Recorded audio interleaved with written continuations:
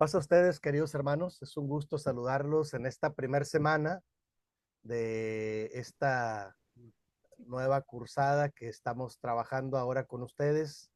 Eh, Sé que algunos de ustedes ya han tenido este acercamiento.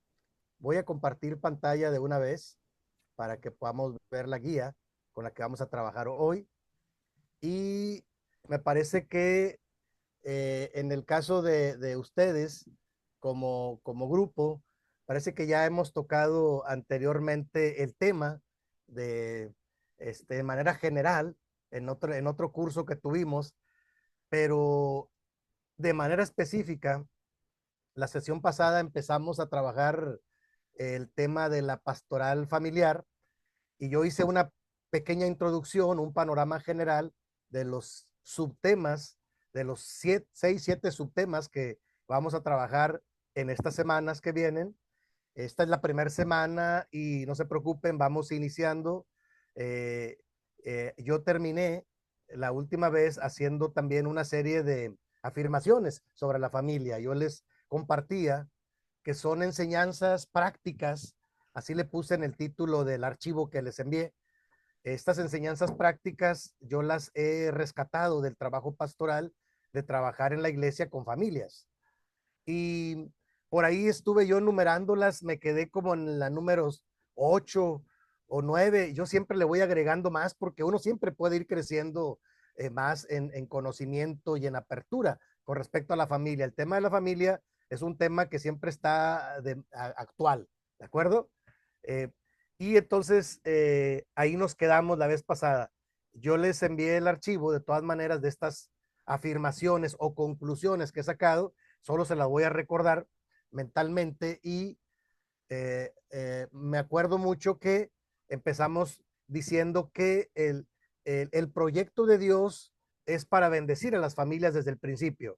Desde Génesis capítulo 1 eh, está, y en el versículo 26 y 27 está el mandato cultural, esta acción de Dios de crear al hombre a su imagen y semejanza, varón y hembra los creó, y luego les da la autoridad o la facultad de este mandato cultural que yo le llamo, de procrear, de llenar la tierra, de administrarla, de ser mayordomos de la creación. Y bueno, así comienza el proyecto de Dios, bendiciendo y poniéndole todas las condiciones adecuadas a la primer pareja para que formen la primer familia.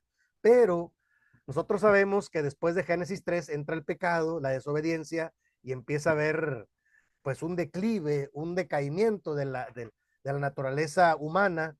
Y entonces de ahí que las siguientes afirmaciones yo las rescato de la práctica pastoral. Hablo de que no hay familias perfectas, ni aún en el texto bíblico hay familias perfectas. Todas las familias tienen etapas de problemas y etapas de bendición. ¿Estás de acuerdo? Por el asunto del pecado, la influencia del pecado y de la maldad, ya lo comentamos. Y esto, hermanos, nos justifica para poder empezar a trabajar con la familia. ¿Sí? Como no hay familias perfectas, aún las mejores familias, aunque hay familias que aparentan estar muy bien, ¿sí? Ser como perfectas en las fotos del Facebook, en los, no sé, en las redes sociales, pero la realidad es que no hay familias perfectas, créanmelo. Eh, y entonces de ahí, hermanos, que tenemos que hablar de que la familia es lo más importante, lo más valioso que tenemos, no son las posesiones, no son la casa, el carro, la cuenta de banco o cualquier otro valor que tengamos, sino que la familia es lo más valioso. Esa es otra de las enseñanzas que platicamos en la última sesión. Y yo se las envié en un archivo para que las puedan subir al sílabo, las puedan revisar. Todavía sigo trabajando en qué otras afirmaciones rescatar. La bendición de Dios originales para la familia, no hay familias perfectas, lo más valioso es la familia, no son las posiciones materiales. Hablamos también de que las familias están en pleno desarrollo, formamos con personas mayores, pero personas pequeñas también, son parte de la familia. Imagínense, como están en un desarrollo diferente al nuestro, pues es obvio que va a haber algunos problemas, algunos malos entendidos, algunas diferencias que son normales. Entonces, todo eso hay que saberlo a trabajar y atesorar. Y entonces, una de las afirmaciones, otra afirmación que yo platiqué la última vez es que eh, la transmisión de la fe le fue dada a la familia, no a la escuela ni a la iglesia. Otra vez, la transmisión de la fe le fue dado como prerrogativa a la familia. Por eso, desde el libro de los números, que nosotros vemos en el texto bíblico, lo que Dios le dice al pueblo de Israel es, y estas palabras se las repetirás a tus hijos por saturación, hasta el cansancio, cuando estén en su casa, cuando salgan, cuando vayan por el camino, cuando se regresen, cuando se acuesten, cuando se levanten. O sea, es una prerrogativa de los padres o de los líderes en la familia transmitir la fe. En la iglesia y en la escuela y en cualquier otra institución se fortalece y se puede hacer programas de crecimiento, pero la transmisión de la fe, así como los valores, también platicamos, son dados para la familia. De ahí que es muy importante tener claro que el tema de la familia hay que trabajarlo. O sea, siempre habrá etapas buenas y etapas no tan buenas. Entonces, eso hay que trabajarlo, ¿de acuerdo? Pero eso lo vimos la clase pasada. Hoy, hermanos, para el día de hoy, les presento el archivo que tenemos ahí en pantalla. Yo le llamo a este archivo la pastoral para la vida familiar. Creo ya lo he comentado que no es un archivo nuevo, es un archivo que desde el año 2009, si no me equivoco, empezamos a trabajar en la Iglesia de Dios acá en México con los líderes principales. No nos fue muy bien la primera vez. ¿Por qué?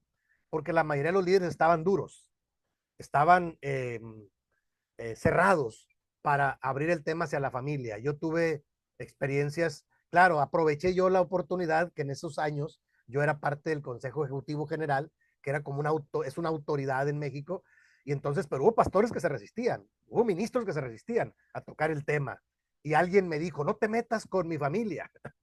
Y yo le dije, hermano, solo estoy haciendo una reflexión, si le sirve como una herramienta para trabajarlo, qué bueno, qué bendición, y si no, pues está bien, no se preocupe. Pero, ¿qué quiero ilustrar? Que hay resistencia, aún en los líderes de la iglesia. Imagínense las familias que conforman nuestra iglesia. Entonces, por eso le llamamos a este archivo la pastoral para la vida familiar. Y el sustento bíblico es Juan capítulo 10, versículo 10, Juan 10, 10. Ahí está, en el subtítulo.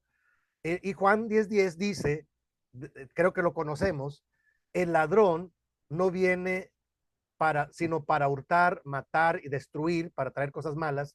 Dice Jesús, yo he venido para que tengan vida y para que la tengan en abundancia o en plenitud. Dicen las nuevas versiones de manera integral o más completa. Hoy en día el tema holístico, de manera holística, o sea, completo, está de moda ahora. Entonces, es lo que dice el Señor Jesús en su discurso del buen pastor. Y ahí dice, porque el buen pastor su vida da por las ovejas, está hablando de él mismo. Entonces, hermanos, ¿qué quiere decir? Que el Señor lo que quiere para nuestras familias es que vivamos vidas en plenitud, en abundancia, en bendición, pero el maligno y las circunstancias de la vida nos llevan a emproblemarnos, digo yo. Por eso es que es importante tener una pastoral, ¿de acuerdo? Pongo una referencia ahí en la introducción del pájaro del alma. El pájaro del alma es un cuento, yo creo que por aquí lo debo tener en mi librero. Es un cuento escrito por un judío llamado Mijail Snunit, que habla de que el pájaro del alma dice que nuestra mente es como si tuviera diferentes cajitas y la conciencia es como el pájaro que viene y saca una cajita y abre otra y abre otra. Son como los recuerdos, las experiencias, y habla de que tenemos que abrirlos todos ellos para revisarlos, no estar cerrados, sino abrirlos, ¿no? Como dije, cuando hicimos este programa en los años anteriores, también fuimos a varias partes de Centroamérica con ese programa. El hermano Ausencio Arroyo me acompañaba en aquellos años. Yo era parte del Consejo Ejecutivo, él era del área ministerial, y nos fue bien en términos generales, pero sí tuvimos resistencia con algunas familias, porque no es agradable tocar el tema de la familia, sobre todo cuando están problemados, porque la primera reacción es ocultar o evadir los problemas. No son agradables. Y entonces yo les decía a los líderes, hermanos, esa es una opción, postergar, disimular. Pero hay otra opción que yo propongo, es la de trabajarlo, trabajarlo con honestidad, con seriedad y con la ayuda de Dios. ¿Para qué? Para que estas problemáticas puedan tener margen de solución, tengan margen de mejora y que nuestras relaciones familiares puedan ser de bendición, puedan mejorar. No hay cosa más trágica que nos conformemos a vivir de una manera pasándola nada más, sino que, insisto, el plan de Dios para la familia es bendecir y el Señor Jesús dice que tengan vida en abundancia, en plenitud. Eso es lo que el Señor espera. Por eso uno de los temas grandes a trabajar es la familia. ¿Están de acuerdo? Y en esta cursada, pues vamos a estar trabajando en ello. Voy a avanzar un poquito en este archivo. Es un archivo un poco largo, hermanos. Voy a estar tocando solamente los subtítulos, porque este archivo se los voy a dejar para el trabajo primero. El primer trabajo que vamos a tener esta primera semana, cada semana tiene un trabajo que hay que hacer, y la primera tarea, por así decirlo, va a ser que este archivo, que yo voy a revisar los subtítulos, está un poquito largo, pues voy a ir avanzando, ustedes lo van a revisar y van a hacer un resumen o un reporte de lo que ustedes aprenden, nada más, en 2 cuartillas, ¿de acuerdo? Lo van a escribir y lo van a enviar, lo van a subir al sílabo, ahí es suficiente con eso. Entonces, por eso yo hago una revisión general, pero ustedes lo van a poder tener y lo van a revisar, ¿no? Entonces, el primer subtítulo que pongo yo ahí es la pastoral de todos los creyentes. ¿Qué quiere decir? Cuando hablamos del tema de la pastoral, hermanos, hablamos de que hoy en día está de moda el término la pastoral. La pastoral no es otra cosa más que la acción pastoral, ¿sí? En nuestra iglesia de Dios en México, ahora la pretensión es que las sociedades ya no sean sociedades, sino sean pastoral para niños, pastoral para adolescentes, pastoral para jóvenes, pastoral para femenil, pastoral para varones, pastoral para adultos. Pero yo digo, pero no les hemos enseñado a los hermanos qué es la pastoral. Yo estoy preocupado por ello. Y bueno, donde yo he podido, he tratado de influir positivamente. Decirles, hermanos, no se preocupen, no es que asuman el papel de pastor, no, el pastor es el encargado, es el responsable, es el que tiene el don y el que va al frente. Pero los creyentes tenemos posibilidad de hacer una acción pastoral. ¿Están de acuerdo? Desde su experiencia. Las hermanas tienen mucha experiencia para ser pastoral. No, yo me sorprendo. Las hermanas tienen una habilidad para hacer un acompañamiento pastoral con las personas, para escuchar, para tener empatía. Yo me sorprendo bastante. Digo, qué bendición, ¿no? Eso se refiere, la pastoral para todos los creyentes. ¿Qué quiere decir? Que todos los creyentes podemos hacer algo en favor de la familia. Cuando menos asumir nuestra responsabilidad, ¿no? Como yo lo ponía la sesión pasada, ponía que cada quien asumamos la función que nos toca en la familia. Entonces, cuando vamos a hacer una pastoral, tenemos que analizar 3 cosas. Lo pongo en el diagrama. La primera cosa es analizar la situación actual, ¿no? Ahí está. La situación actual, cómo estamos actualmente en la familia, ¿sí? No cómo estuvimos antes o cómo queremos estar, no, cómo estamos actualmente. Y si hay algún problema, hermanos, alguna dificultad, bueno, el paso número 2 es hacer una reflexión bíblico-teológica, ahí está. O sea, ir a la palabra de Dios. ¿Qué dice la palabra de Dios con respecto al problema por el que estamos pasando? ¿Hay algún ejemplo, alguna referencia bíblica que nos enseñe de cómo se pudo resolucionar o trabajar en el texto bíblico? Y la mayoría creo que sí. Siempre hay una orientación. La palabra es viva y eficaz y siempre tiene una enseñanza ético-moral para nosotros, ¿no? Bíblicamente. Y luego, después de que analizamos la situación actual y luego hacemos una reflexión en el texto bíblico, entonces, como tercer paso, ahora sí, vamos a hacer una pastoral integral, una pastoral completa, lo más completamente posible. ¿A qué me refiero a una pastoral completa? Mire, voy a poner un ejemplo. Es como algún momento en los principios de mi carrera pastoral, yo me encontré con familias que llegaban a la iglesia. Era una iglesia en la frontera, claro, y yo me daba cuenta que las familias llegaban a escuchar la palabra, que es lo que uno quiere cuando llegan a la iglesia, pero nos dimos cuenta que eran familias muy carenciadas, porque venían en tránsito y venían con mucha familia. Yo me di cuenta que eran familias que estaban sobreviviendo. Entonces, ¿qué hubo que hacer? Bueno, Vamos a hacer esto que ahora llaman la canasta de misericordia, o no sé cómo le llamen, le llaman diferente, ¿no? La despensa, se junta entre todos los miembros, traigan un artículo, se junta una o dos despensas y se le da a la persona que consideren más carenciada. Hoy en día ya hay ministerios de misericordia que se encargan de eso y eso es bueno. Entonces, ¿qué me di cuenta? Que a veces la gente sí va a escuchar la palabra, pero a veces la gente tiene hambre. Digo, en el caso extremo, hay veces que no. La gente llega con un buen carro, con una buena ropa. Y esta gente no tiene hambre, no necesita dinero, porque bendito Dios está bien económicamente, pero pregúntale cómo está su esposo, su hijo, su familia, y verás que tienen problemas. Entonces, es diferente en todos. Por eso, aplicar este método es, vamos a analizar la situación actual. ¿Qué necesita? ¿Comida? ¿Necesita consejo? ¿Necesita acompañamiento? ¿Necesita consuelo? ¿Qué necesita? ¿Cuál es su situación actual? Porque antes estuvo bien, pero ahora está en un problema. Puede ser. Ya lo analizamos. Bueno, ¿qué dice la palabra de Dios? Vamos a darle palabra de consuelo con la palabra de Dios. Vamos a darle esperanza en el texto bíblico, tiene narraciones, las palabras de Jesús, las enseñanzas de Jesús son bendición. Y, y luego el tercer paso es, vamos a hacer una pastoral integral. O sea, lo que hagamos, vamos a hacerlo de la mejor manera. No al ahí se va, como yo digo, no. Vamos a hacerlo de la mejor manera, con mucho cariño. Es todo lo que le podemos dar, hermano, hermana. Puede ser una despensa, puede ser un consejo, puede ser una visita, no sé, puede ser un acompañamiento, hermano, no se preocupe, aquí estamos porque tuvo una pérdida, vamos a orar por usted. O sea, cada situación de las familias son diferentes. Pero lo que digo es que hay que analizar, no hay que dejarse llevar por las apariencias, porque hermanos, hay un dicho en México que dice las apariencias engañan. Sí, uno puede ver una familia en la iglesia y dice, ay, mira esta familia, qué bonita. No sabes lo que viene cargando. Entonces, por eso yo digo que hay que hacer este círculo hermenéutico, le llamo.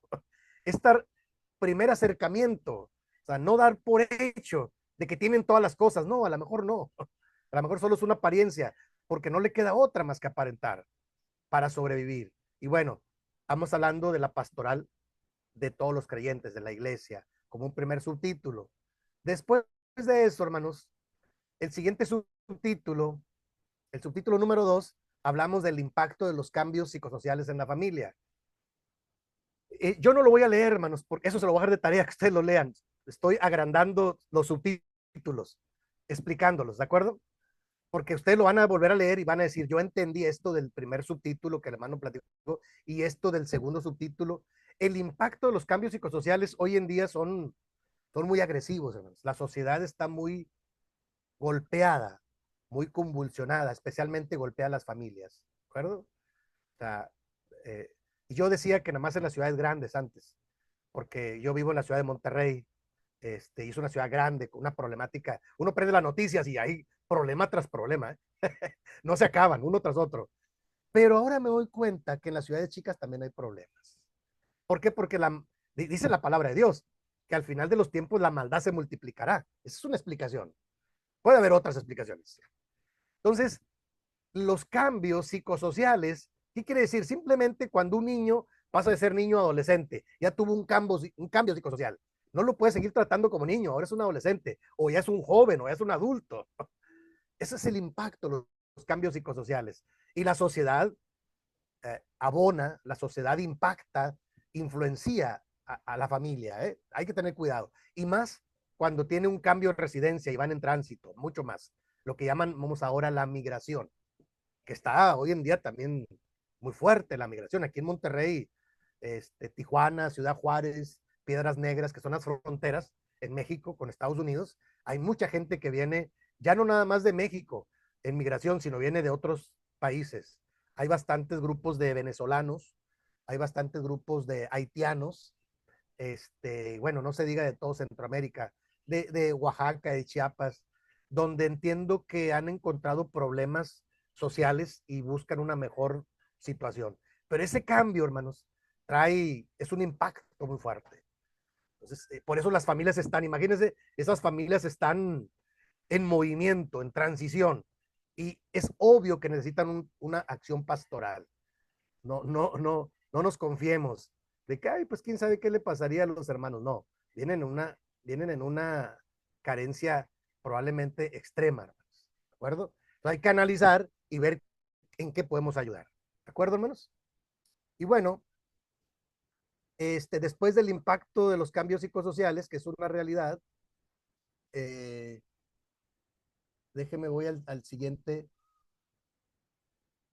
subtítulo y hablamos de la familia en Latinoamérica, ¿verdad? Ustedes también lo analizan. Eh, las situaciones han cambiado en estos últimos años, especialmente estos últimos 2 años. Estaba leyendo yo y escuchando a algunos especialistas y se dice que el efecto post-pandemia, o sea, después de que pasó la pandemia del COVID-19, hubo muchos cambios, quedó muchas secuelas de las personas con enfermedades. Hay personas que uno no les cree que quedaron con afectaciones y ya cuando uno los ve enfermos o los ve batallando, se da cuenta que puede ser, ¿verdad? Entonces, la familia en Latinoamérica, en Centroamérica, en Sudamérica, yo diría en todo el mundo, está en una serie de cambios, ¿no? Y no lo podemos evadir. Siguiente subtítulo. Este es uno de los grandes temas hoy en día. ¿Cuáles son las estructuras sociales contemporáneas? O sea, los diferentes tipos de familia. Saben que antes así se le llamaba la estructura familiar, pero hoy en día los especialistas más modernos ya dicen ya no le tenemos que llamar estructura porque las estructuras han cambiado.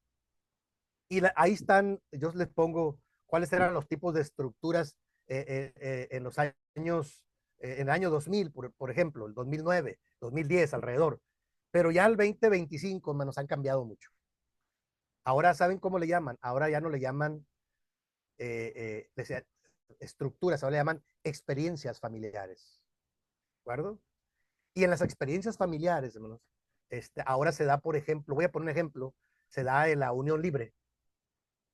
La unión libre es, nos juntamos y a ver cómo nos va, y si nos hallamos bien, pues formalizamos, y si no, pues no. Eso es muy común ahora en las nuevas generaciones, y es muy normal, lo ven muy normal.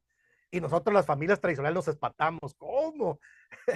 Imagínense que salga alguien de nuestra familia con esa decisión. Nosotros, ¿cómo? Si antes nos hacían comprometernos y pedir la mano y todo formal, sí, pero las cosas han cambiado. A eso me refiero, que las estructuras sociales contemporáneas han cambiado. Nos guste o no, hermanos. Digo, a mí no me gustan muchas cosas, pero han cambiado.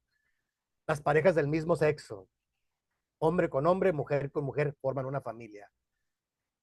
Uno podría pensar, pues a la iglesia, ¿qué le afecta? Hermanos, queridos, déjenme, los saco de nuestra burbuja y les digo que yo como pastor ahora observo cada vez más casos de homosexualidad, de lesbianismo, de parejas en unión informal, cada vez más en las iglesias. O sea, el impacto de los cambios sociales nos han pegado como iglesia. Y ahora las estructuras han cambiado. Ahora, no es que una sea mejor que otra, son diferentes, simplemente ahí quiero llegar. Sí, no cometamos ahora el error, decir, es que solo la estructura nuclear como núcleo, dos adultos, dice el primer tipo de familia. La familia nuclear se conforma por dos adultos de sexo opuesto que viven una relación sexual aprobada y con hijos propios o adoptados. Esa era la familia tradicional, hermanos. Ahora han cambiado las cosas. Mucho. Y bueno, ustedes pueden leer los diferentes tipos de familia que había. Hoy en día hay otras más. La sociedad va evolucionando vertiginosamente. Y la única reflexión que yo hago aquí es, hermanos, no nos espantemos. Si queremos trabajar pastoral con las familias, no nos espantemos. Simplemente así lo han decidido y vamos a ver cómo los ayudamos para restaurar y para apoyar para que sigan creciendo en Cristo. Ellos tomarán sus decisiones. Nosotros no tenemos por qué imponer las cosas. ¿Están de acuerdo? Tener cuidado con eso, hermanos. Sí, porque anteriormente nosotros queríamos imponerlo, lo que nosotros habíamos hecho, pero ya no es así. Si queremos hacer una pastoral, si queremos, como digo yo a veces de broma, correrlos de la iglesia, pues se les critica y se van. Tristemente, mucha gente así le sucede. No, no, no estoy hablando de eso. La pastoral es no estoy de acuerdo, pero yo te oriento, te acompaño, oro por ti y tú tomas las decisiones que tengas que tomar. Mira, estas consecuencias existen, la palabra dice esto, eso es pastoral. No, pastoral no es criticarlo, juzgarlo, etiquetarlo, hacerlo menos, eso no es pastoral, eso es discriminación. Sí, la verdad. ¿Saben que la discriminación está sancionada por la ley de asuntos religiosos en México? No sé, en Argentina, no sé, en Colombia, no sé, en Venezuela, no sé, en Uruguay, pero en México la discriminación está sancionada para cuando una iglesia hace una reacción de discriminación. Lo dice la ley de asociaciones religiosas. Hay que tener cuidado, sí, pero a veces los hermanos no lo saben y pues ellos reaccionan y entonces hay que orientar a los hermanos también. Después de este curso usted va a tener herramientas para orientar hasta el pastor, ¿verdad? Y a los hermanos, dejemos de discriminar, restauremos, acompañemos, porque las familias necesitan ayuda, no necesitan crítica. La crítica la hace cualquiera. Y el trabajo pastoral lo hacemos los hijos de Dios. ¿Están de acuerdo, hermanos? Bueno, ustedes lo revisan y luego ponen en su resumen qué es lo que resaltan de esto, ¿no? Yo solamente hago la reflexión amplia, ¿no? Vamos al siguiente subtítulo. Voy avanzando rápido, hermanos, porque hay mucho texto, pero eso les digo, eso va a quedar de tarea para su trabajo de la primera semana. Un resumen de los subtítulos y lo que ustedes entendieron. Y al final puede ser en dos cuartillas nada más, en dos hojas. Y luego lo suben como el trabajo. Y ustedes me dan su opinión. Al final pueden poner su opinión personal. Pero aquí es un resumen de lo que han aprendido en estos subtítulos. Siguiente subtítulo, la familia y su misión conforme al plan de Dios. Las familias de nuestra iglesia, las familias nuestras, hermanos, dice ahí a la primera afirmación, en la Biblia, la familia no tiene otra misión que ser familia. Es decir, forjar seres humanos a la imagen y semejanza de Dios como personas, yo diría, eh, que edifiquen y que construyan y que testifiquen bendición hacia los demás. Porque afuera, hermanos, afuera de la iglesia o fuera del conocimiento bíblico, las familias sufren mucho, aún las que tienen dinero, ¿eh? Sí, porque hay una visión errónea que nosotros usamos cuando vemos que alguien tiene dinero. Uy, tiene todo, está muy bien. No, no, no, no. Tiene más recursos económicos y qué bueno, pero no quiere decir que esté bien. Yo he tenido la experiencia pastoral de acercarme a familias nuevas que tienen una solvencia económica buena, pero tienen grandes problemas. Es más, me atrevo a decir que las familias con potencial económico grande tienen a veces más problemas, porque entra el juego de poder, de herencias, de recursos económicos, son problemas enormes, ¿no? Digo, hoy en día ya no es nada oculto. Antes lo sospechábamos, pero hoy en día, digo, hay series, ¿no? Aquí en Monterrey hay una serie muy, no, lo voy a comentar porque se presta para eso. Aquí en Monterrey hay las familias tradicionales y fundadoras de Monterrey, son familias con mucho dinero. Hablo de las familias Slim, las familias Garza Sada, las familias Salinas, son originarios de aquí, descendencia judía y descendencia árabe. Viven en la montaña, allá para el Chipinque. Hay una serie que se llama Sierra Madre, porque la Sierra Madre Oriental es donde viven.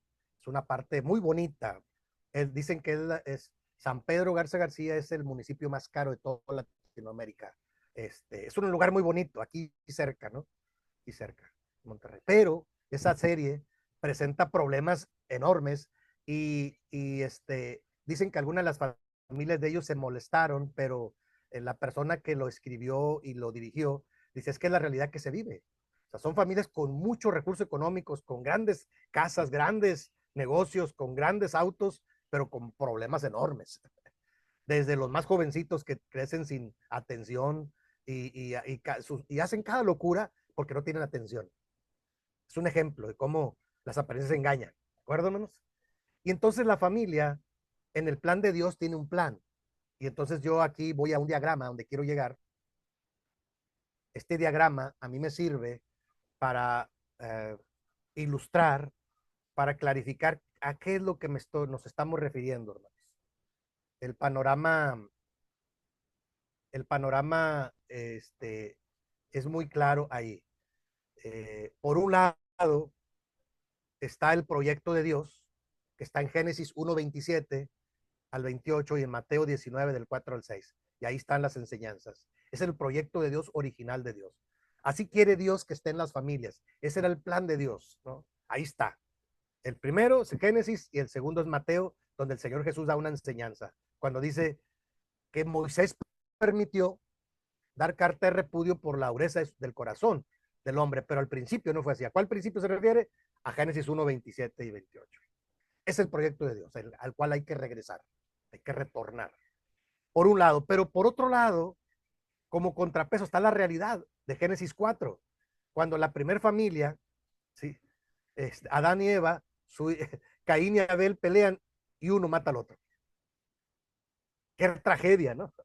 Es el primer asesinato en familia, imagínense. Y ahí, bueno, no dice, ¿verdad? Pero yo trato de imaginar qué dolor para la mamá. Y después tienen más familia y la tierra se va poblando, ¿no? Pero ya había maldad desde Génesis 3, ya había desobediencia, ya había pecado. No como Génesis 1 y 2, sino en Génesis 3 ya entra la maldad y el pecado. Y insisto, la humanidad viene en declive para abajo. Y no para hasta hoy en día. Entonces, por un lado está el proyecto de Dios, por otro lado está la realidad que se vive en la sociedad, pero en el término medio, yo pongo la pastoral, es una línea punteada que va hacia la familia. Y ahí está, y para justificar el trabajo pastoral con las familias, pongo yo ahí dos pasajes bíblicos de inicio. Uno es el Salmo 127, que ustedes lo conocen. No estoy ocupando tiempo para leerlo porque ustedes lo conocen y lo pueden leer también en casa. El Salmo 127 es de mis preferidos para hacer reflexión sobre la familia, y el 128 también, ¿verdad? Habla de la bendición de Dios para la familia que se mantiene fiel al Señor. Y Efesios 6, que es un mensaje del apóstol Pablo a los Efesios sobre la familia cristiana. Ahí está. Efesios capítulo 6 del 1 al 4. Ese les pido que lo revisen bien. Ahí está el mensaje para la iglesia cristiana. Muchas de las cosas de familia en el texto bíblico están en un contexto del Antiguo Testamento, pero en el Nuevo Testamento está el mensaje para la familia cristiana. Efesios capítulo 6, ahí está. Es lo que el apóstol Pablo orienta a la primera iglesia para que puedan asumir sus funciones y los roles correctos que deben existir en la familia, para que en la familia exista bendición y aprender a sujetarse los unos a los otros en el temor de Dios. Ahí está, Efesios 6, ustedes lo van a ver. Y entonces, este diagrama nos habla de que en este proyecto de Dios, aunque hay un proyecto original, hay una realidad que se vive a diario, en las familias, en los hogares, en las iglesias, en la sociedad. ¿De acuerdo? Por eso es que hay que hacer trabajo pastoral. Y luego, la línea punteada es el equilibrio. ¿Qué vamos a hacer? ¿Cómo vamos a hacer la pastoral? Y luego viene una serie de conclusiones ahí para hablar de la familia. La familia es el vehículo para hacer presencia del reino de Dios en la tierra. O sea, la familia, Dios la usa para hacer presencia de Dios. Claro, las familias en bendición, cuando están en esa etapa. La vida en abundancia es vida en crecimiento y celebración de la existencia. Son conclusiones del tema de la pastoral familiar, del diagrama.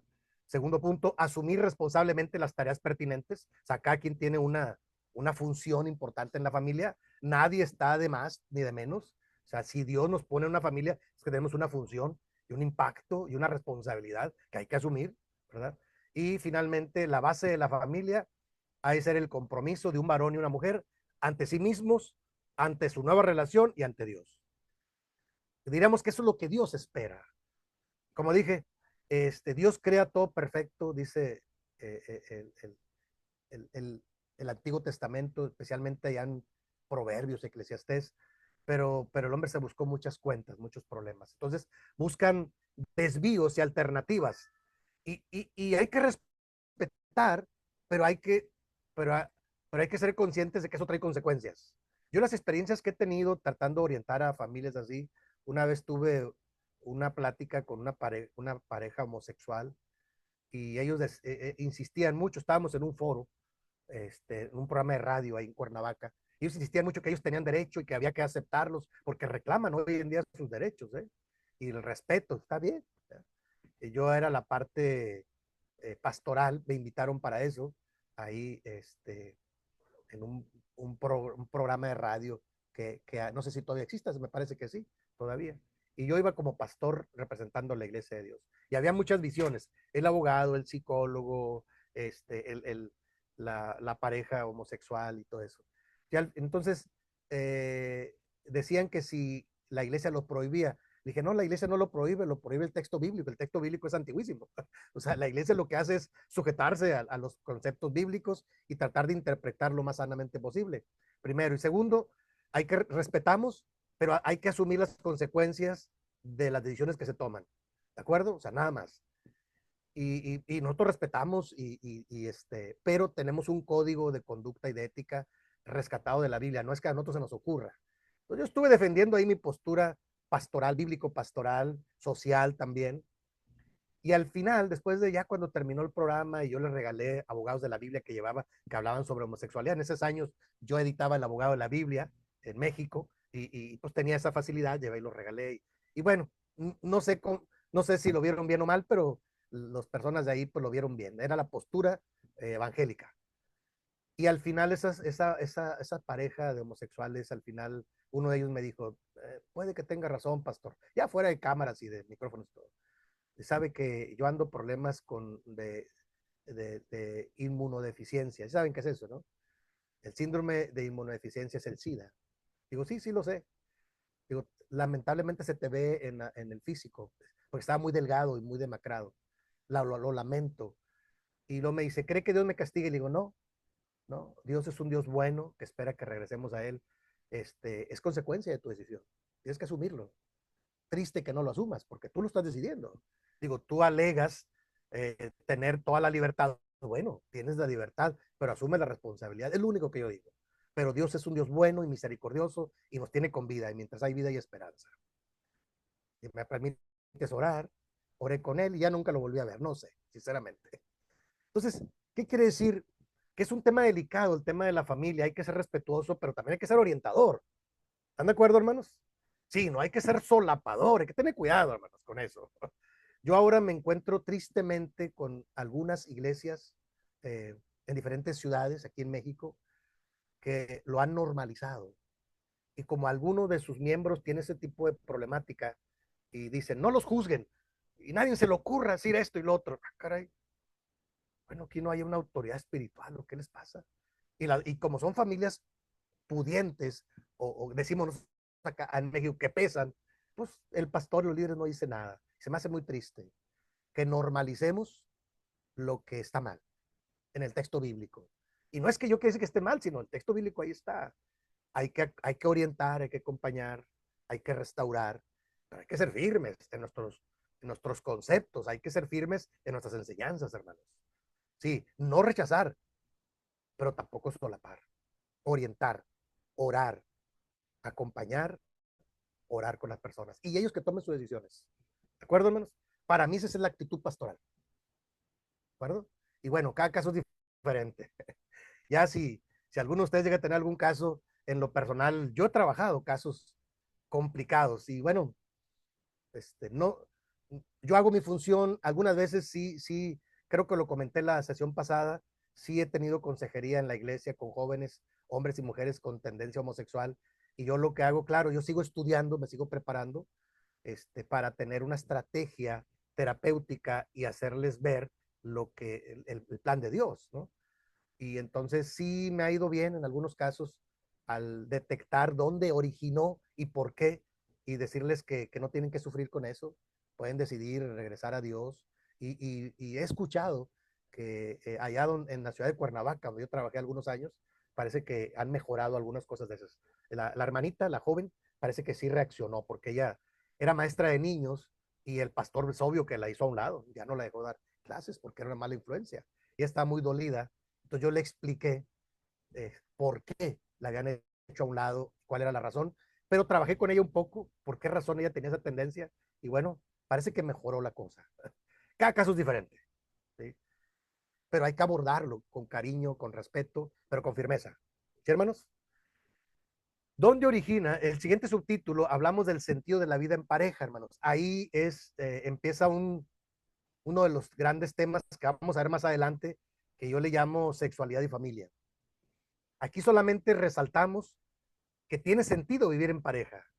Hoy en día las nuevas generaciones ya le sacan la vuelta al compromiso. Y este subtítulo les puede servir para volver a recuperar ese primer amor, esa experiencia de amor, de enamoramiento, le llamamos, que es toda una experiencia maravillosa, ¿no? Tiene sentido vivir en pareja, es parte del plan de Dios. Que es difícil, sí es difícil, no es sencillo. Tiene su costo, pero es una bendición. Y ahí está el pasaje de Cantares 8:6 y la argumentación. Y ahí ustedes lo miran, por favor. Pero ahí se desplanta el concepto de familia, en el sentido de vida en pareja. Tiene sentido la vida en pareja, en el plan de Dios, claro, ¿no?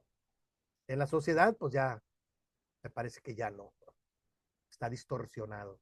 Déjenme avanzo un poquito más, que el archivo es un poquito largo. La pareja desde la perspectiva sistémica, ¿verdad? Esa es una información valiosa para que veamos cómo el sistema, el núcleo familiar es el primer sistema, el varón y la mujer es la pareja, es familia, pero de ahí se desarrollan desde la perspectiva sistémica otros subsistemas, otros olanes le llaman. Entonces aparece los abuelos, los hermanos, los tíos, los hijos y la familia cercana, la familia extensa, pero la pareja es el núcleo, es familia y todo lo demás es anexo. Entonces, más adelante se dan algunas recomendaciones para la vida en pareja, ¿de acuerdo? Sí, porque no es cosa sencilla y ahí están las recomendaciones, ¿no? No me voy a tardar en ello, ustedes las pueden leer, por favor. Creo que este archivo, yo no recuerdo si, me parece que en el curso la pastoral, el ministerio pastoral, creo que ya les había compartido yo algo de este archivo. Pues lo pueden recuperar, siempre es valioso refrescar las cosas.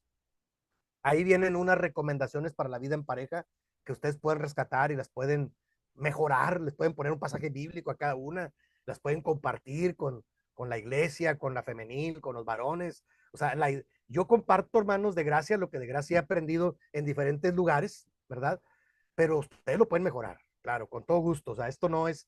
Y yo he tratado, hermanos, de elaborar un material auténtico, o sea, no es un libro que agarré, sino agarré de un curso de la comunidad teológica, de un libro, de otro curso, ¿sí? Del texto bíblico, de la experiencia pastoral, ¿sí? Y de ahí elaboro yo un material propio, ¿sí? Pero son elementos de diferentes lugares que ustedes pueden encontrar. Ahí están algunas recomendaciones para la vida en pareja, estrategias para mejorar la relación de pareja, así se llama. Ahí está, ¿no? Ustedes lo pueden ahí revisar. Puede ser valioso, hermanos, porque saben que a veces son temas que no se tocan tan seguido en la iglesia y las parejas a veces están muy en problemas, pero nadie dice nada. Entonces puede servir, hermanos. ¿Les parece si revisamos algunas estrategias para mejorar la vida en pareja? Por ejemplo, las hermanas mayores, como mi hermana Irma, la Biblia dice, el apóstol Pablo dice, las hermanas mayores orienten a las más jóvenes, porque luego andan con muchos humo en la cabeza, llamo yo, y sabe que es bien triste que las nuevas parejas, las nuevas generaciones no quieren consejo y hambre. Cuando el dicho popular dice que el que no escucha consejos no llega viejo, pero, pero cuando tengamos la oportunidad hay que hacerlo. A veces lo están anhelando, pero no saben cómo pedirlo, créanmelo. Siempre será bueno un consejo para una pareja de jóvenes que están batallando en un principio. Acérquese. Oye, hijo, te veo raro, puedo orar por ti. ¿Necesitas algo? No, que no quiero nada. A mí una vez me dijo, que lo comenté la sesión pasada, visitamos una pareja joven de la iglesia que tenía problemas, lo vimos, mi esposa y yo, le dije, oye, hay que ir a visitarlos. Y llegamos y la hermana me dice, hermano, aquí no tenemos problema. No sé, ¿verdad? No sé él, pero aquí yo no tengo ningún problema. Y el problema era ella. Ese era el problema, su actitud, que era agresiva ahí en la iglesia con él. Y él era mi copastor para acabar pronto. Entonces, qué triste, ¿no?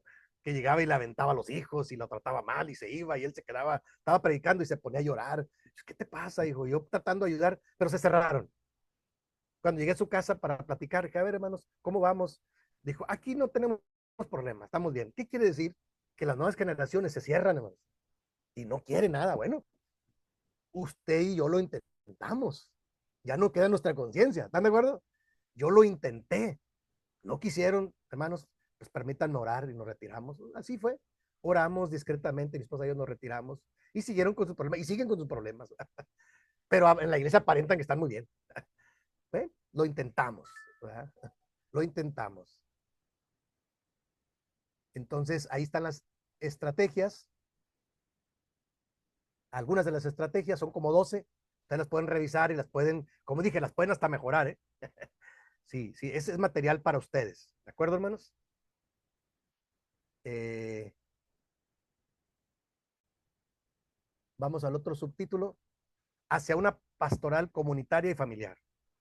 ¿Qué quiere decir, hermanos? Yo siempre he anhelado que nuestras iglesias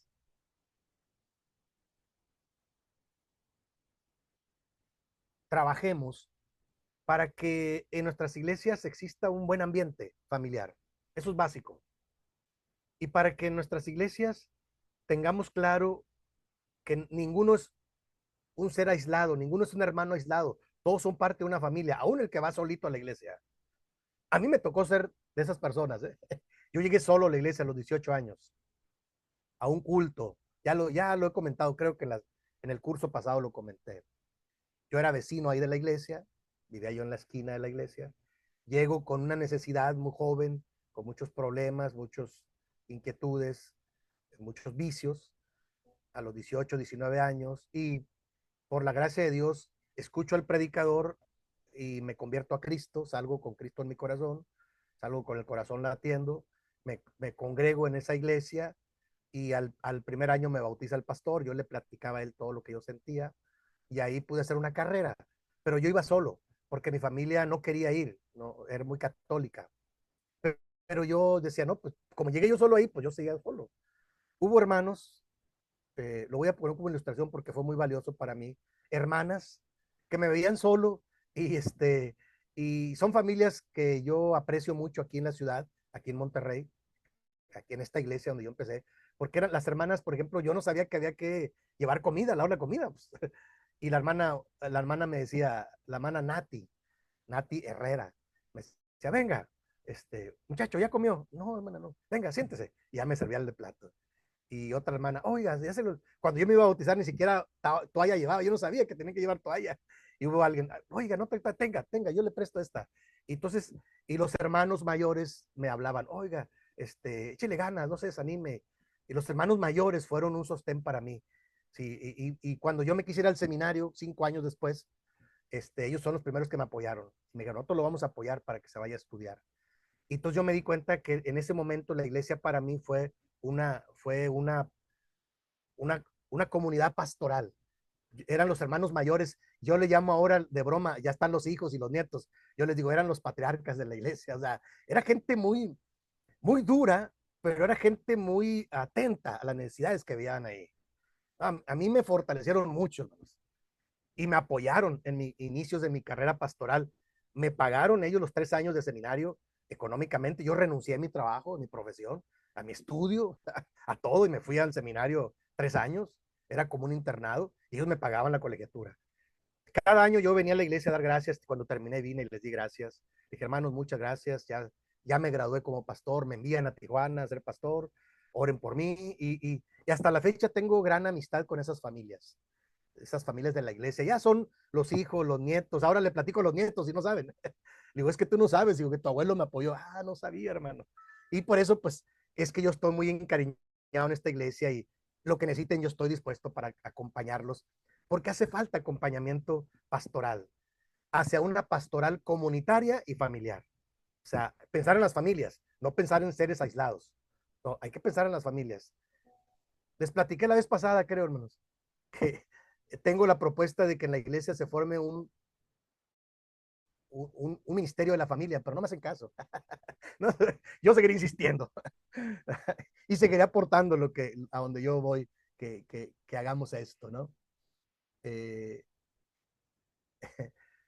la iglesia necesita esto, este siguiente subtítulo, potenciar a la familia. ¿Qué es potenciar, hermanos? El término potenciar es darle potencia. El término potenciar es apoyar. El término potenciar es eh, cuidar a la persona para que crezca. Eso es potenciar. A la familia es el quehacer de la iglesia, ¿sí? Entonces es muy importante. Si, mire, si las familias están fuertes, la iglesia está fuerte. Si las familias están débiles y emproblemadas, ¿cómo cree que va a estar la iglesia? Pues así, igual. Entonces, a mí me gusta mucho la visión de familia en la congregación. Voy a poner un ejemplo. Me gusta mucho trabajar a mí para hacer esto de potenciar. ¿Saben cuál es la estrategia que yo he usado? Se las comparto, hermanos. Si alguien lo replica, gloria a Dios. Y si dice, no, yo tengo otras estrategias, perfecto. Yo le platico lo que yo he vivido y lo que he practicado. Hermanos, a mí se me ocurrió desde los años 90 en Tijuana, en mi primer iglesia. En aquellos años, en el 90, en la iglesia de Dios Séptimo Día en México promovió bastante los grupos familiares para el crecimiento de la iglesia. Así, se hicieron muchas lecciones para que se dieran los grupos familiares, vamos. Yo los sigo trabajando y los he modificado. Los grupos familiares para mí son oportunidad para potenciar a la familia. ¿Por qué? Me sigue funcionando a mí. Yo le digo a los nuevos pastores, hermanos, para mí me funcionan los grupos familiares. Todavía en mi última etapa como pastor aquí en esta iglesia, tuve 6 años como pastor y cada año, bendito Dios, bautizábamos 6, 8, 10 por los grupos familiares, el trabajo de grupos familiares. ¿Por qué? Porque el grupo familiar es lunes, martes, miércoles, jueves, ya el viernes había que hacer culto y el sábado, claro, en la iglesia, y el domingo, culto, oración, pero entre semana. Entonces yo tenía claro que en diferente, iba al hogar de unos hermanos, ellos les decía, hermanos, voy a ir a hacer grupo familiar y a dar una serie de temas de crecimiento, ¿les parece? Sí. Entonces yo llego, hasta la fecha llego con con la familia, invitan ellos a la familia primero, y si hay oportunidad de invitar vecinos u otros hermanos que viven cerca, los invitan, grupo familiar, lunes, martes, miércoles, jueves, a la hora que ellos me digan, llego yo, hermanos, ¿cómo están? ¿Estamos listos?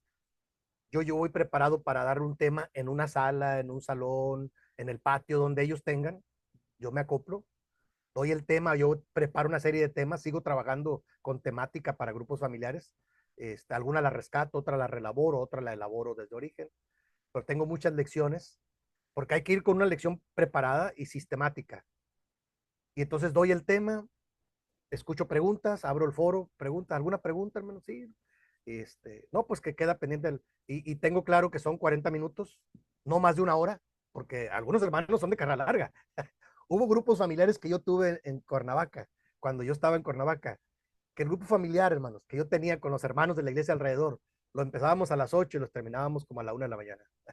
Aprendí que no era, todos iban a dormir y nos quedábamos dos o tres. Pues le dije, no, no, no, hay que ser claros. Ya después si alguien se quiere quedar a platicar, pues platicamos, pero son 40 minutos, máximo una hora, máximo. Entonces se entona un canto, se hace una oración, a veces entro directo con una oración, el tema, preguntas, oramos juntos por las necesidades, por el tema, y luego se hace tomamos café con pan mínimo, algunos hermanos son más elaborados, convivo con la gente, les pregunto cómo estás, cómo te va tu trabajo, la familia, surgen ahí más, y después de estar yo ahí una hora y media, máximo 2 horas, me retiro, yo ya atendí esa familia, esa semana, ese día de la semana. Siguiente semana, entonces, los grupos familiares yo los he trabajado, hermanos. En Tijuana lo trabajé por 5 años seguidos, en un ritmo de lunes, martes, miércoles, jueves, viernes. Todos los días yo tenía un grupo familiar en diferentes zonas de la ciudad, con diferentes familias.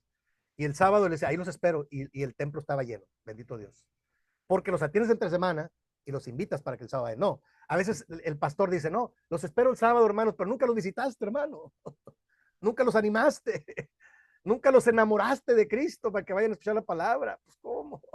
Es que no han venido, pues nunca los has visitado, ni invitado, ni escuchado. Discúlpeme, hermano, los pastores, pero son autocríticas que yo hago. Si quieres potenciar a la familia, hay que acercarte a la familia. El grupo familiar a mí me funciona. La visitación también, aunque la visitación es más formal porque a veces, oh, llegó el hermano y la gente nos ve como figuras de autoridad en lugar de vernos pastoralmente. No sé por qué. Entonces me gustan los grupos familiares porque me da oportunidad de dar un tema bíblico, orar con las personas, escuchar preguntas, dudas, tomar cafecito, convivir y retirarme. Yo lo sigo practicando. Mire, ahora ya no soy pastor, pero yo sigo teniendo grupos familiares y ahora lo hago por temporadas. Hermanos, 3 meses, 6 meses, tengo esta temática, sí, hermano. Y ya no es cada semana, ahora lo hago cada 15 días. Ahorita vamos a retomarlo después de la cena del Señor y les digo, hermanos, vamos a hacerlo cada 15 días para que no se preocupen, porque a veces tienen muchas cosas que hacer más la familia. Cada 15 días nos toca un lunes sí, otro no. Y luego otra familia así también. Entonces voy alternando, pero los sigo atendiendo. ¿Por qué? Porque me interesa potenciar a la familia. Para mí es un método que me ayuda a potenciarlos, ¿sí? Y ahí toco diferentes temáticas que voy preparando, ¿sí, hermanos? Para que, para que ellos puedan ser escuchados. ¿De acuerdo, hermanos? Ahí me funciona, hermanos. Discúlpenme, a mí me funciona. Este, de repente puede ser que a algunos hermanos eh, eh, se les haga pesado o no tengan material, todo eso se resuelve. A lo mejor yo un día le dije a una familia, no se preocupe, hermano, lo hacemos cada mes, una vez al mes. Yo llego porque tienen mucho trabajo, no se preocupen. Y ustedes díganme el horario y lo hacemos de 30, 40 minutos máximo. Yo llego el tema, me retiro y ya. O sea, tampoco, o sea, es diferente cada grupo, pero yo he ganado mucho en potenciar a la familia en estos grupos familiares. ¿De acuerdo, hermanos? Entonces se los recomiendo ampliamente. Y ahora ya no le llamo grupos familiares para el crecimiento, ahora le llamo grupos de acompañamiento pastoral, así le llamo yo. Tengo un grupo de acompañamiento pastoral en este lugar y en este otro lugar y en este lugar. Tengo como 2 o 3, 3 semanas. A veces los frenamos, a veces me dicen, hermano, no vamos a poder, no se preocupe, hermano, solo lo confirmamos por teléfono. O lo estamos esperando, hermano, sí, como no, mañana llego a tal hora. Y nos la pasamos se llega a generar un ambiente de tal confianza y tal hermandad, hermanos, que ahí, hermanos, lo que no nos conocimos en el templo, ahí en el grupo familiar lo logramos. Y si hay algún malentendido, lo platicamos. Oiga, hermano, fíjese que yo entendí esto. Lo trabajamos, ¿sí? Claro que sí. Se trata de potenciar a la familia y como yo le llamo grupos de acompañamiento pastoral, así le llamo yo. Yo lo sigo practicando. Como dije, ya no tengo iglesia, ya no tengo un título, pero sigo haciendo trabajo pastoral. Y si me entero que alguno de ellos está en el hospital, hermano, mañana voy al hospital a visitarlo. No tengo problema. ¿De acuerdo? O sea, y ya le reporto al pastor, hermano, fui aquí, aquí, acá. Ah, está bien, hermano. Sí, sí, tampoco lo hago escondidas, porque no es nada malo. Es atención a las familias. Claro, yo soy parte del cuerpo de ancianos, digo, es mi trabajo pastoral. Aunque tenemos un pastor dedicado, pero bueno, a veces parece que el hermano no le da tanto tiempo. Y bueno, en este archivo, finalmente, hay unas propuestas para la acción pastoral. A mí me ha gustado trabajar, hermanos, en un procedimiento básico porque a veces ni siquiera los pastores tienen un procedimiento básico. Todo es así como que, ay, a ver cómo sale. Me parece, hermanos, que si nosotros queremos mejorar el trabajo pastoral, tenemos que ser más formales y más sistemáticos. ¿Qué me refiero? Tener algunas pautas ya elaboradas, no lo que surja en la improvisación. Por eso yo comparto con mucho cariño para los líderes como ustedes en el Sebaid, para los pastores, para las esposas de pastores, porque es material que le pueden sacar bastante provecho.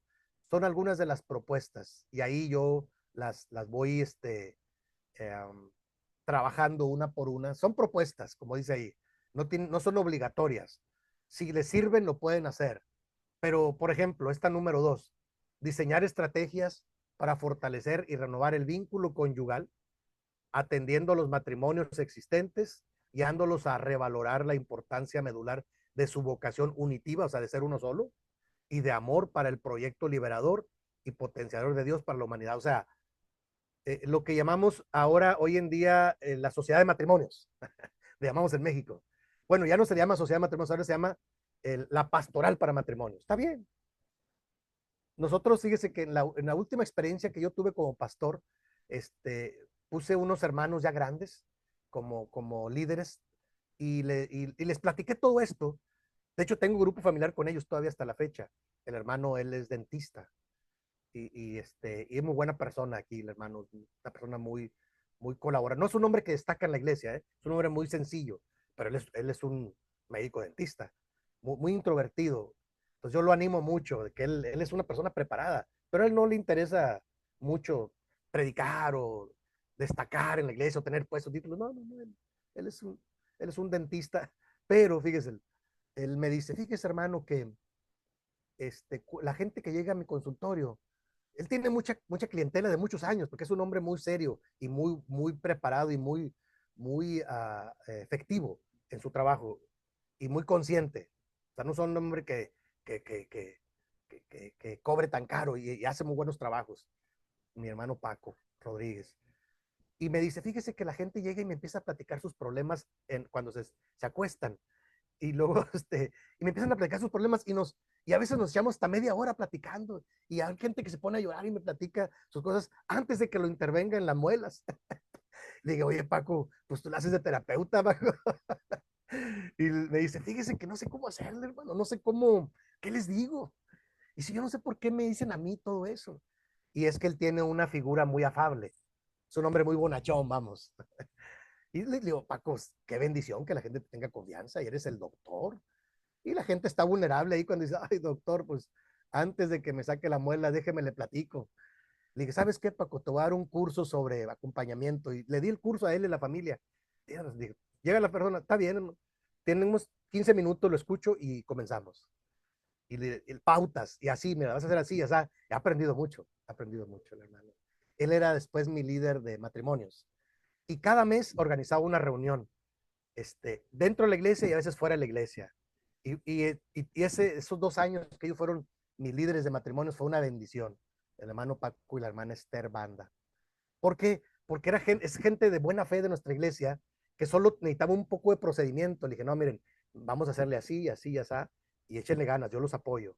Entonces ellos preparaban todo, yo daba los temas, convivíamos, las parejas estaban, creo que en esa etapa las familias estaban bien atendidas. Y luego después cambiaron las cosas, no sé por qué, ¿verdad? Porque depende de quién tú pongas. Entonces, la, los líderes necesitan pautas de acción pastoral, por eso yo propongo algunas de ellas. ¿Sí, hermanos? Y luego el número 4, por ejemplo, reconocer que plantear como criterio rector de la familia a la pareja es solo el primer paso de la posibilidad de transformación y liberación de nosotros mismos y de nuestro alrededor. Que falta un largo camino por recorrer, que no hay una única ruta para llegar a esta meta, pero que el conformar este criterio tiene su precio. O sea, cuando alguien va a hacer planes para casarse, hay que, yo le llamo las pláticas matrimoniales. Había un manual antes, por ahí yo lo tengo todavía. Yo conservo muchos de nuestros manualitos antiguos, pero funcionaban. Era la manera de, vamos, yo todavía lo sigo practicando cuando puedo. Vamos, y ahora lo he empleado y les ayudo diciendo, les voy a ayudar a que ustedes hagan un nuevo proyecto de vida y sueñen con este proyecto de vida, oremos a Dios para que Dios se los conceda, pero hagan un nuevo proyecto de vida, vuelvan a comenzar, dejen sus familias de origen y hagan un proyecto para ustedes dos como a ustedes les gustaría, mirando hacia el futuro con la ayuda de Dios, por escrito, y lo trabajamos, y oramos a Dios, y entonces ellos ya tienen una ruta hacia dónde trabajar, no a la deriva, hermanos, no a la deriva. O sea, el criterio rector de la familia sí es estar juntos, caminar con ayuda de Dios, pero necesitamos trabajarlo. Por eso las propuestas para la acción pastoral son valiosas. Ustedes revísenlas, hermanos. Pueden agregar otras más, no se preocupen. Yo solo doy la idea de lo que yo como pastor he hecho para orientar a la iglesia hacia qué rumbo debe caminar y entiendo que las parejas y las familias necesitan algunas propuestas para la acción pastoral, para que no sea al ahí se va, para que no sea a la improvisación, para que no sea a la deriva, sino que tengamos algunas propuestas que nos pueden ayudar para, para, para poder darle ruta y rumbo a nuestra familia y a las nuevas familias que se van a formar sobre todo. Cuando una pareja ahí hay mucho trabajo que hacer para darles, ya ellos agarrarán su rumbo y tomarán sus decisiones, pero hay que orientarlos. Como dije, algunos no se dejan, pero hay que intentarlo, ¿no? Y la parte final de las propuestas, aquí también habla de esta parte de el número 7. No, no estoy leyéndolas todas, ¿no? Ustedes las van a tener en su sílabo y las van a leer, van a repasar todo el archivo y van a hacer un resumen, como dije. Pero me gusta la número 7. Con esa quiero ir aterrizando. Dice, acompañar pastoralmente a las madres solas o madres solteras, a las viudas, porque es un mandato bíblico, hermanos. Yo discuto mucho todavía con muchos pastores, hermanos, ¿qué pasó? La palabra dice que las viudas, les pongamos atención, concéntrese en lo importante. Este, las mujeres abandonadas, porque también las hay, divorciadas o solteras, en la educación de sus hijos, en la libertad. O sea, que no los maleen, que no les transmitan su amargura, sino que ellos son libres para hacer un nuevo proyecto.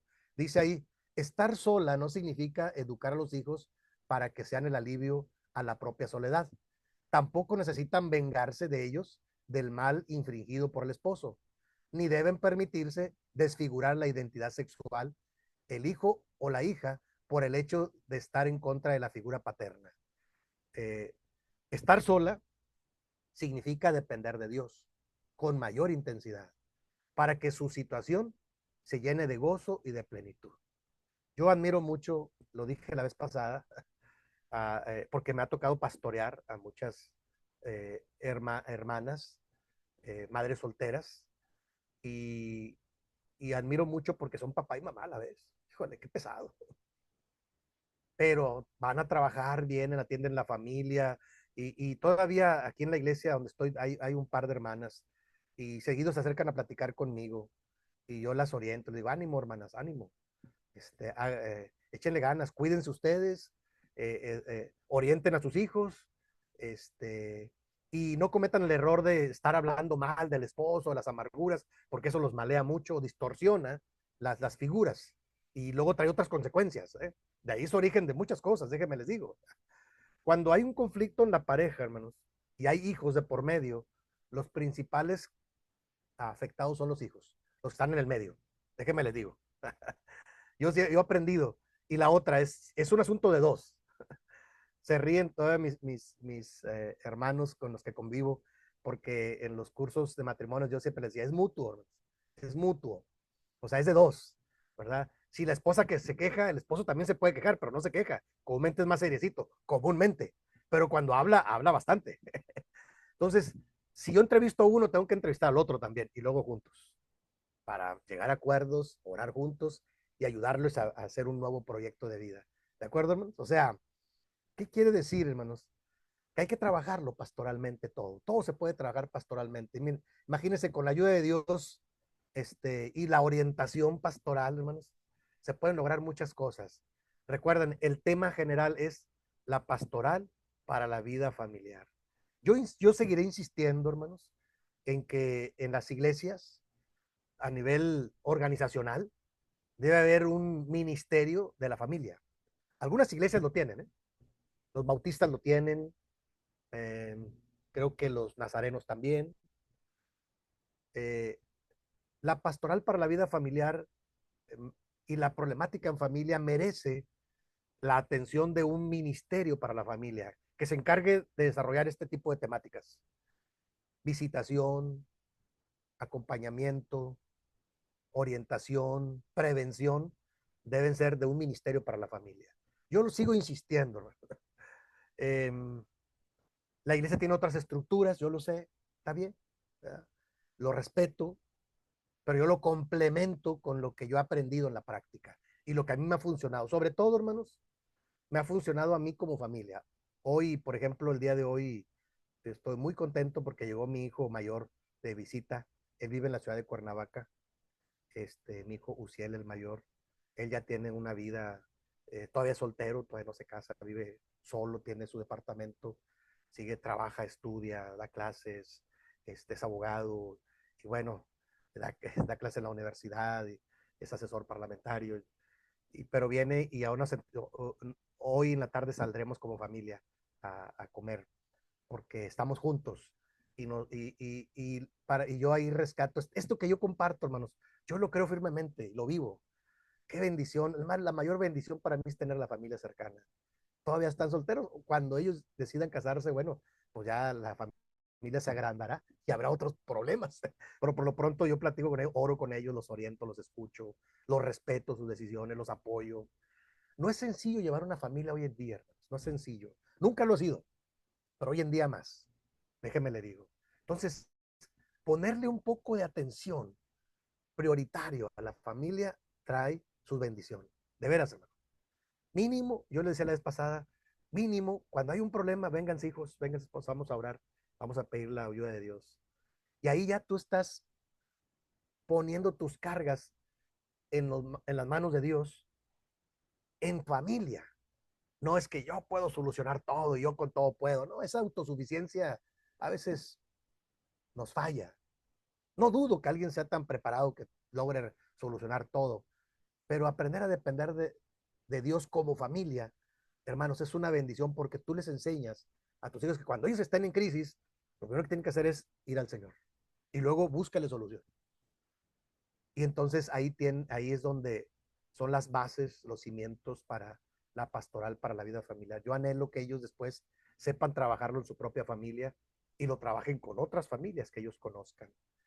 Entonces, yo por eso, hermanos, con mucho cariño, les comparto a ustedes este archivo. Como dije, no es un archivo nuevo, ¿verdad? Me parece que ya habría que renovar algunas partes, pero la intención es rescatar el hecho de trabajar con la familia. A nivel personal, a nivel de iglesia local y a nivel institucional. Yo seguiré insistiendo, no se preocupe, yo les voy a seguir dando lata. Sí, porque conozco muchos de los líderes todavía, pues yo estuve ahí en la administración. Y les digo, ¿qué pasa con la familia, hermano? No, hermano, es que mire que hay otras cosas administrativas. No, olvídese, el Señor no va a venir por la administración, el Señor va a venir por las familias. Y entonces, pues a algunos no les gusta mucho porque yo llego a ser muy, muy autocrítico. Porque cuando yo digo algo, también me autocrítico a mí. Yo soy parte de la iglesia, yo soy parte del ministerio, aunque ya soy un ministro retirado, pero me interesa mucho bien orientar a los nuevos pastores, a los nuevos líderes como ustedes, porque ustedes pueden hacer mucho más que yo. Digo, yo sigo haciendo mi parte, mi función, sigo estudiando. Le platicaba yo a mi querido director, Abraham Marín, le platicaba que yo sigo estudiando. Cumplí 62 años la semana pasada, bendito Dios. Y me siento con la energía, ahora le digo a mi hijo, quiero terminar la carrera de psicología. Ya acabo de terminar 2 diplomados en este último año. Uno en terapia cognitivo-conductual, es la relación del cerebro con la conducta. Me parece que es maravilloso trabajar con las personas y explicar el origen, no las causas, y trabajarlo de alguna manera para, en algunos casos, se puede hacer bastante trabajo de estimulación cognitiva con ejercicios. Y también terminé el diplomado de neuropsicología clínica. ¿No? Estoy encantado con estos porque son herramientas para ayudar a las personas y a las familias. Porque a veces la persona no sabe por qué es como es. Y a veces puede ser una mala experiencia, puede ser una marca que tenga ahí, pero puede ser algún aspecto cognitivo. Hoy en día las enfermedades cognitivas están a la orden del día porque por la contaminación, por los químicos, por el medio ambiente, que es un medio ambiente pesado, sobre todo en las ciudades grandes. Y a veces, hermanos, el origen está más de fondo. Y yo he aprendido que Dios diseñó el organismo de una manera tan sabia que hay que atenderlo, hay que cuidarlo y hay que trabajarlo. Y enfocado en la familia, hermanos, porque la familia es nuestro seno, nuestro marco de referencia donde nos desenvolvemos. ¿Están de acuerdo? Entonces, seguiré insistiendo en la pastoral para la vida familiar. para que nuestra vida sea más plena, más, más, como dice, más en abundancia, más en plenitud, y sobre todo para recuperar la bendición que se perdió en el Edén al principio. Porque lo que Dios diseñó fue una familia en bendición, pero el pecado, la desobediencia, hacen que se introduzcan en las familias muchas circunstancias nocivas. Y con la ayuda de Dios hay que recuperar la bendición con la que Dios quiere que vivamos como familias, ¿no? Entonces ahí yo estoy comprometido, no solo con el tema, con la cursada, sino con la vida misma. Y sigo preparándome para poder ayudar ahora a otras familias. Entonces, espero en Dios que ustedes, hermanos, que reciben hoy esta capacitación, vamos a seguir, es la primera semana, pero nos vamos arrancando. Vamos a seguir trabajando los diferentes subtemas. Revisen el temario que les di la primera sesión, ahí está el temario, los subtemas. Y si hay algún subtema que pueda trabajar, lo trabajaremos. Hoy que llegó mi hijo, él siempre me regala libros, sabe que yo tengo mi biblioteca aquí, y me regaló este libro, ¿no? Es un libro que habla de la generación ansiosa, es un libro que habla del impacto de las redes sociales en niños, adolescentes y jóvenes. ¿Por qué son como son y por qué lo buscan? Y cuáles son los efectos negativos y positivos. Y es otro subtema, la familia y las redes sociales. Porque cuando de repente ya nadie habla y todos están con el celular alrededor, revíselo. O están comiendo y todos están con el celular y nadie se comunica verbalmente, algo está pasando. Es un primer síntoma de que algo hay que revisar, ¿no? Los chavos hoy en día se comunican por el celular, pueden estar en reuniones y se están mandando entre ellos mensajitos y figuritas, stickers le llaman ellos, y memes y cosas de esas. Y qué increíble, es otra generación.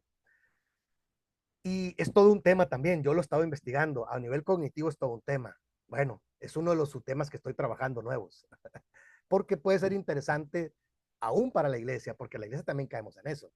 Tampoco somos exentos de esto.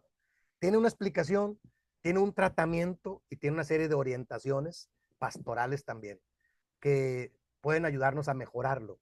No a quitarlo, no podemos vivir aislados, no, pero a orientarlo y a encauzarlo correctamente.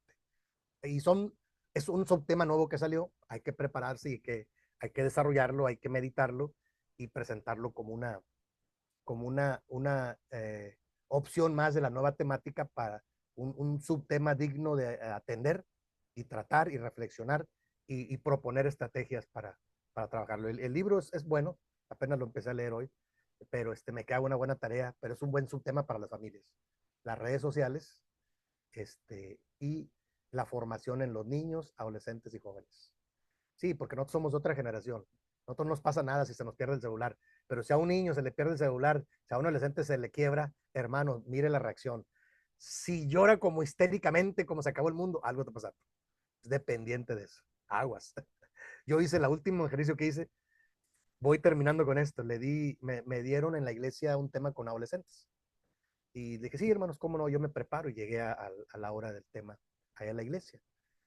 Y era un grupito como unos 6, 7 adolescentes en una mesa, un salón. Y pues estaba un hijo mío, ¿verdad? Mi hijo Ezequiel tiene 14 años y todos, yo los conozco desde niñitos, ¿verdad? Bueno, pero vamos a empezar la clase y todos con el celular. ¿Y saben qué hice? Pues se la aprendió un maestro en una clase. O sea, agarré una cajita, le digo, chicos, o guardan su celular o lo ponen en esta cajita y al final lo recogen aquí. Aquí va a estar, no se lo voy a quitar, aquí va a estar. Pónganlo ahí y quiero que me pongan atención 30 minutos y me escuchen lo que les quiero decir. ¿Cómo ven? A los chavos hay que darles opciones, no hay que ser tan impositivos. O lo guardan y lo ponen en el vibrador que no se escuche y lo guardan en su bolsa, o lo ponen en esta cajita. No, ninguno lo puso en la cajita, ¿eh? Todos lo agarraron y ya les di opción. Bueno, ustedes decidieron guardarlo, guárdenlo bien, pero pónganlo en silencio. 30 minutos. Y va el tema. Entonces, empiezo a dar el tema y les pregunto y nadie habla. Ninguno habla, todos se quedan mirando entre ellos. Nadie habla. ¿Okay? Ya me habían dicho los directores, ay, qué difícil es trabajar con adolescentes. No hablan, hermano. Sí, no hablan porque no quieren. Pero mírenlos allá afuera, ¿verdad? Entonces, yo llevaba una estrategia que aprendí entre mis herramientas de, de la terapia cognitivo-conductual, y llevo una hoja para cada quien, les reparto, tengan una hoja cada quien, puse muchos colores en el centro de la mesa, y la hoja tiene diferentes caritas y dibujos de un niño acostado, otro en un árbol, otro en un río, otro, son diferentes, son como 12 figuras en una hoja, y se los doy a cada uno, elijan con cuál figura se identifican más y coloreenlo con el color que quieran. Aquí están los colores y les doy tiempo. Y sí, empezaron a colorear, ¿no? Las niñas colorean bien bonito, los zapatitos de color café y la ropa. Los niños hacen rayones algunos. Bueno, los dejé. Y ya terminaron de colorear, les di chance, colorearon, colorearon, colorearon. Y ahora sí, ¿qué? Me van a ver, platíquenme por qué eligieron esa carita, por qué se identifican con él. Ya empezaron poco a poco, oh, pues, ¿por qué ese color eligieron? ¿Qué significa para ustedes ese color? Y empezaron, y porque son estrategias que yo he estudiado, ¿no? Desde que estudié logoterapia y ahora en la terapia cognitivo-conductual. Y ya empezaron un poquito, bueno, es por esto y por lo otro. Y luego al final, la tercera, les dije, porque el tema era, pues, de los materiales de la iglesia, el tema era, hablando se entiende la gente, era el don de la palabra. Entonces ya les puse mi ejemplo, dije, yo fui un adolescente muy introvertido, nunca hablaba, y en la iglesia me da mucha vergüenza hablar. Pero ahora, bueno, pues ahora no me pueden callar. ¿Por qué? Porque quiero edificar, quiero apoyar, quiero esto y lo otro. Pero es un proceso. Entonces le dije, ¿qué quieren ser ustedes? A ver, platíquenme. Y en el dibujo ustedes van a poner, yo soy un doctor, yo soy un maestro. Lo que ustedes quieran se lo van a poner ahí en la hojita que les di que dibujaran. Y dibújenlo, porque tenían lápices, y lo pusieron. Y luego, a ver, platíquenme por qué le pusieron eso. Y me fueron diciendo por qué querían ser, uno quería ser médico, otro quería ser maestro, otro quería ser enfermera, otro quería ser, eh, quería ser dibujante, todos. Y me empezaron a platicar. Y ya pude, con mucho trabajo, hacerlos hablar, hermanos. Y al final oré con ellos y les dije que Dios tiene planes para ellos. Y bueno, hice mi mejor esfuerzo. Ya cuando salí me dicen los directores, ¿cómo le fue, hermano? Fue bien, hermano. Dice, es que es bien difícil, no lo podemos hacer hablar. Le digo, no, hermanos. Hoy en día, para comunicarte con este tipo de generación necesitas un poco de estrategia. Si tú le preguntas cómo están, bien, ¿te gustaría? No, sí. Acabó. No es que no sepan hablar, es que no quieren hablar, no se quieren comprometer.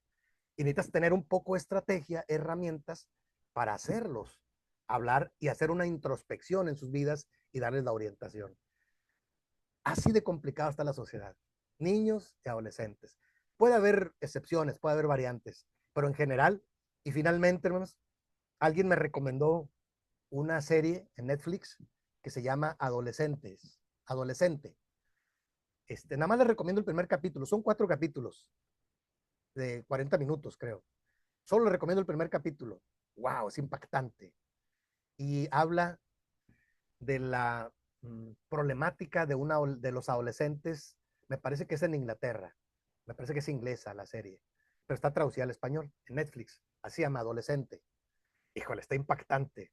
Impactante. Este, la vida de los adolescentes en un colegio, en una escuela. Y cómo un niño mata a una niña. Y él dice que no, él no hizo nada. Él no hizo nada. Y hasta que no, la terapeuta hace todo un trabajo, ya en el segundo capítulo hace todo un trabajo, está un poquito fuerte, pero es la realidad que se vive en muchas ciudades y en muchos países. Y yo digo que hay que atenderlo de origen, como con la pastoral para la vida familiar. Comunicación, oración, comunicación, orientación, preventivamente, antes que lleguemos allá. ¿De acuerdo? Ahora, ya llegaste allá, hay que restaurar. Y hay que saber restaurar al niño, al adolescente, al joven, al adulto, porque también para eso se estudia. Saber restaurar no es sencillo. Sí, cualquiera puede hablar, pero restaurar necesitas prepararte para restaurar lo que está quebrado, hay que restaurarlo.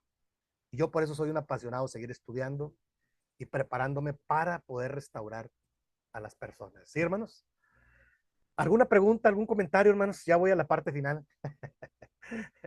Les voy a enviar este archivo y un archivo más que se llama Familias Bendecidas y Restauradas. Es un tema bíblico que doy en la iglesia. Se lo voy a subir a la plataforma para que lo vean, que es la parte bíblica No lo quise usar acá para no tardarnos tanto tiempo, sino concentrarme en este archivo. Un segundo archivo también se los voy a subir. Se llama Familias eh, Restauradas y Bendecidas.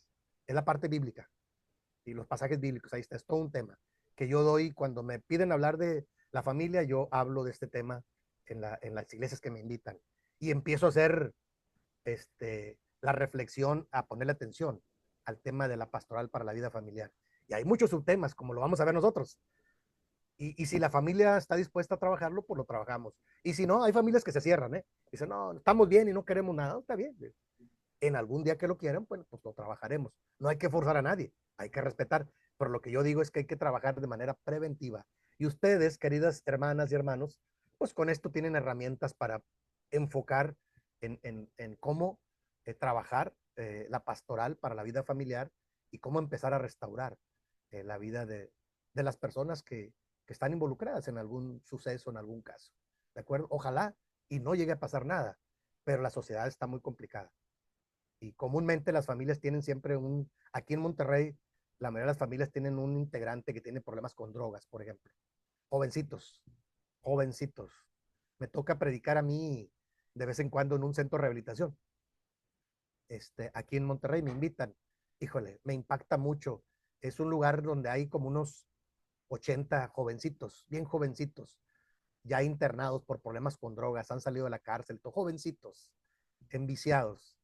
Y bueno, yo doy el tema, oro con ellos y cuando yo voy, hacen fila para que ore por ellos. Porque cuando están ahí tocan fondo y si quieren restaurarse.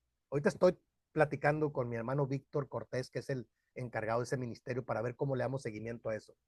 Sí, porque yo tengo pues bastante trabajo, me gusta tener trabajo, estoy ocupado, pero eso es un ministerio aparte. El problema de rehabilitar a alguien de las adicciones es otro ministerio, que yo lo he practicado. Yo, realmente en Tijuana tuve la experiencia de trabajar bastante estos ministerios varios años, como no sé, como 10 años. Entonces lo hago ahora cuando alguien me lo pide, pero cuando me invitan, pues yo aprovecho. Y la pregunta final es, ¿pasa en la iglesia? Sí, sí pasa en la iglesia. Por lo menos aquí, en Monterrey, en la colonia Independencia, que es una colonia popular, tengo muchos casos de familiares de hermanos de la iglesia. Y todo el mundo se escandaliza y se enoja. No, no, tranquilos. Hay que trabajarlo con la ayuda de Dios y con respeto, con amor, pero con firmeza. Ese es mi dicho. Sí, con mucho cariño, con mucho cuidado, pero con firmeza y con orientación. Y sobre todo con la palabra. ¿De acuerdo? Así es que, hermanos queridos, voy a la parte final antes de la oración. Yo les dije en la primera sesión, el día martes, que en el temario hay una serie de subtítulos que vamos a ir trabajando. Y si hay algún caso, algún otro subtítulo que ustedes quieren que trabaje, me lo hacen saber y yo lo preparo y lo trabajamos con todo gusto. Va a haber tiempo suficiente. Primeramente Dios, todavía vamos en la primera semana. Recuerden que son 5 o 6 semanas, o sea, son 5 semanas. Entonces, si algún subtítulo dice, ay, este tema no, el hermano no lo tocó, con todo gusto me lo hacen saber y yo con todo gusto lo preparo y lo trabajamos. Porque la idea es hacer un acercamiento pastoral para cualquier temática. Recuerden, analizar la situación, ir al texto bíblico y hacer una pastoral integral. Es el círculo hermenéutico que a mí me gusta practicar siempre para ser más específicos y darle en el clavo y no andar divagando por rumbos donde no son, sino me gusta atinarle donde la gente necesita. Y bueno, para ello pues hay que hacer ese círculo hermenéutico, esa reflexión primera para poder enfocarnos en ello. Y como dije, con ayuda de Dios, hermanos, pues Dios nos ayudará a sacar adelante a nuestras familias y apoyar a otras familias que así lo necesitaren. ¿Están de acuerdo, hermanos? Bueno, si no hay alguna pregunta, algún comentario, voy a ir a la oración final. ¿Les parece, hermanos? Muy bien, hermano. Todo está Sí, muy bien, muy entendido.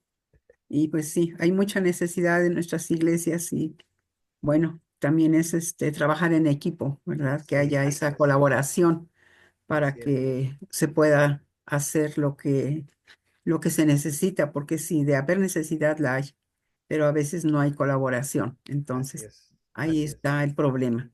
Sí, hermana. Gracias, hermana. Sí, Gusto hermana en Irma, gracias a saludarle. usted. Un gusto saludarla, qué bueno. Sí, nos damos cuenta que hay mucha necesidad en las iglesias. Ojalá y los pastores y los líderes principales le pongan seriedad y cuentan conmigo para orientar, sí, hermanos. Hay que orientar y hay que trabajarlo. No hay casos perdidos, siempre se pueden trabajar. Y con la ayuda de Dios se rescatan, claro que sí. No es Amén, por uno, es por el poder de Dios que se pueden amén. rescatar. Yo creo mucho en eso. Entonces, les agradezco mucho su atención, hermanos. El próximo martes retomamos con algún otro tema. Como dije, ustedes con confianza me dicen si hay algún otro subtema que quieran, pero chequen el temario. Ya el hermano Marín lo va a subir al sílabo y chequen todos los temas que vamos a ir mirando. Y con todo gusto, si ustedes creen que hay otro tema que hay que tocar, con todo gusto lo hacemos. Para eso estamos, para servirles. Por lo pronto, les deseo bendiciones y vamos a orar para terminar con esta sesión de esta primera semana. Y a mis hermanos también que estudian a la distancia a través de las grabaciones. Dios los bendiga, échenle ganas, hermanos. La tarea es hacer un resumen de este archivo y subirlo ahí en la plataforma. Lo que ustedes alcancen a. Y al final pueden poner una opinión personal, claro, o alguna recomendación también. Yo los leo todos, con todo gusto. ¿De acuerdo? Bueno, oramos y terminamos nuestra primera semana. Bendito Padre, muchas gracias. Gracias, Señor, porque tú sigues siendo bueno con nosotros. Gracias por la oportunidad que nos das de poder acercarnos a la reflexión de este tema tan importante. Hoy rogamos que tu gran bendición sea con nuestras familias y con nuestros hermanos en la fe, en la iglesia, y que tu bendición alcance para los nuestros, donde quiera que estén, aún los que están lejos, que tú los alcances con tu gracia, con tu amor y tu poder. Todo lo ponemos en tus manos y agradecemos este espacio y confiamos que tú nos seguirás equipando para poder ser instrumentos útiles en tus poderosas manos en favor de nuestras familias. Padre, lo agradecemos todo porque sabemos que todo don perfecto y buena dádiva proceden de ti. Muchas gracias. Te bendecimos y lo agradecemos todo en el nombre de Jesús, nuestro Señor y nuestro Salvador. Amén. Amén. Gracias, queridos hermanos. Que Dios los bendiga. Paz a ustedes. Nos vemos la próxima semana con la ayuda de Dios.